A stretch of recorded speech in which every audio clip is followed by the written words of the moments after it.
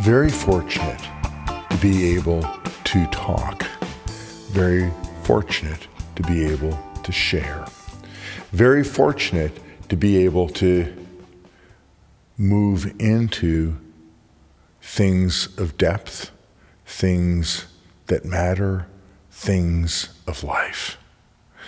And right now, we are in a circumstance where new things are being tried in our society, and we really don't know what is going to happen. We don't know what is going to take place.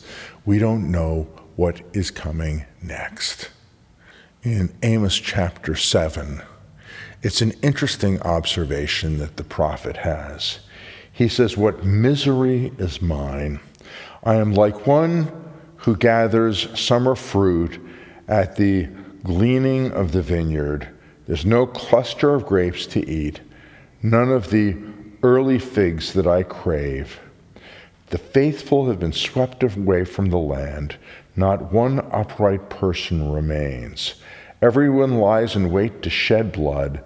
They hunt each other with nets. Their hands are skilled in doing evil."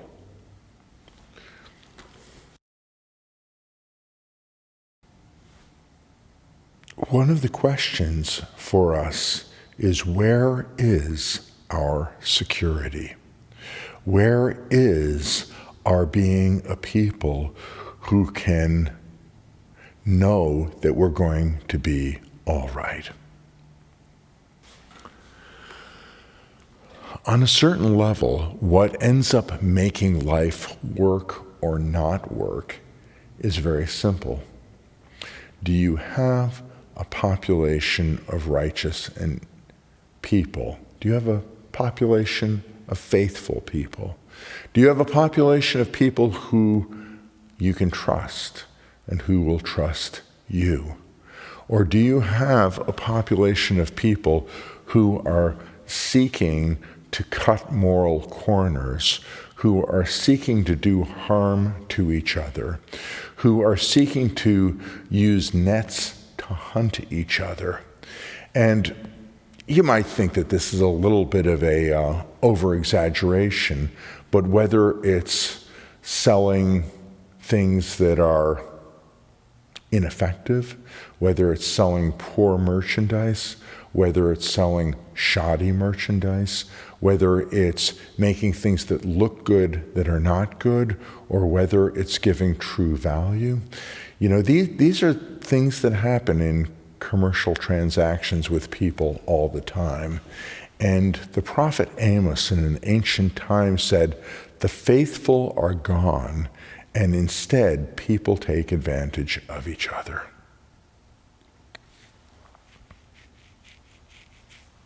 Here's the problem. The problem is simple.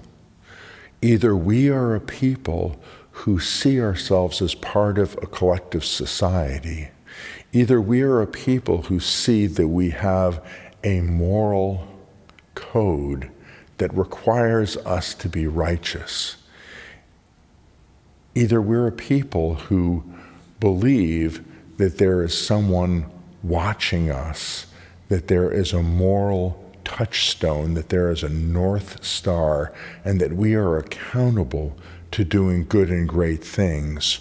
Or what's going to end up happening is we're going to end up being a people who see opportunity for us to advance ourselves while taking advantage of others.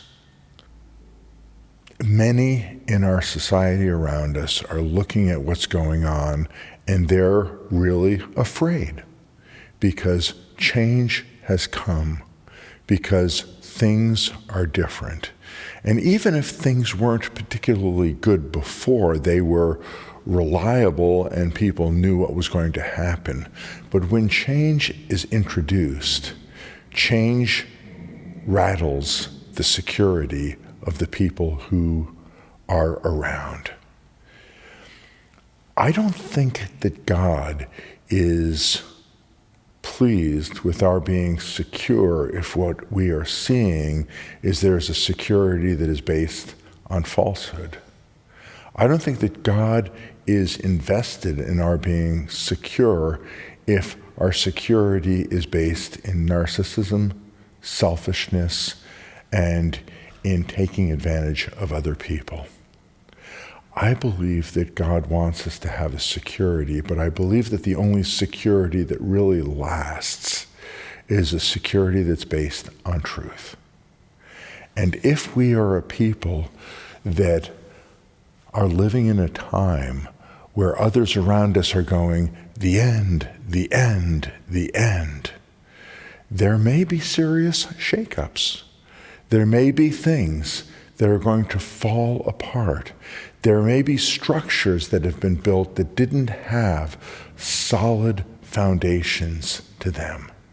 And that which is not solid, that which is harmful to humanity, and that which is based on lies, that which is based on deception, that which is based on people taking advantage of other people, and that which is based on creating slavery, not freedom, is antithetical to the heart that the God of the Bible has for his creation, which is us. And a society is going to be primarily made of people who are either trying to do good, who are faithful, who are careful, who take care of each other, or society is going to be made of people who are trying to take advantage of each other. And really, when you end up having things going on that shake the foundations of society, this really gives opportunity for hidden character to become evident and to become obvious. So with hidden character, what goes on when no one else is watching, you will end up either being a person who is operating according to a moral code that is established, or you're going to be a person who's going to go, no one is watching, I can get away with this. And if you believe that no one is watching and you can get away with this, the other thing that ends up happening is we start to end up having circumstances whereby people go, this won't hurt that other person all that much, and it will give advantage to me.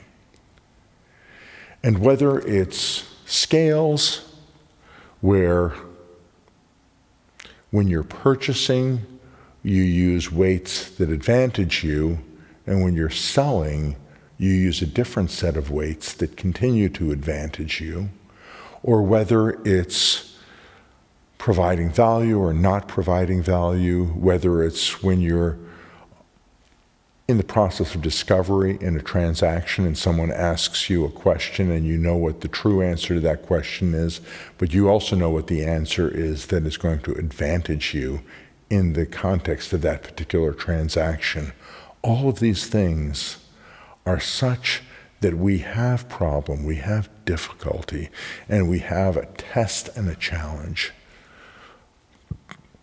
If there is a God, and if the God that exists has the character of the God of the Bible, he is testing us.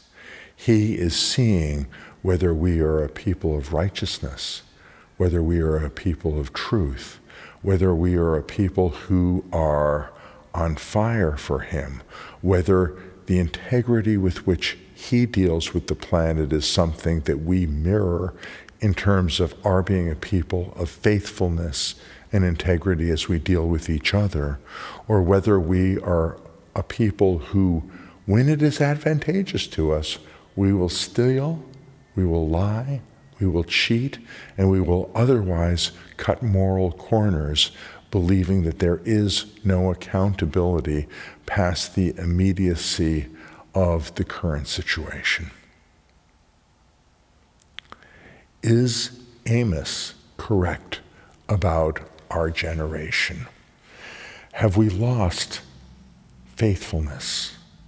Do we have only people who are in the process of hunting each other, taking advantage of each other, in a metaphorical fashion, using nets to end up causing harm and destruction to those around us in society?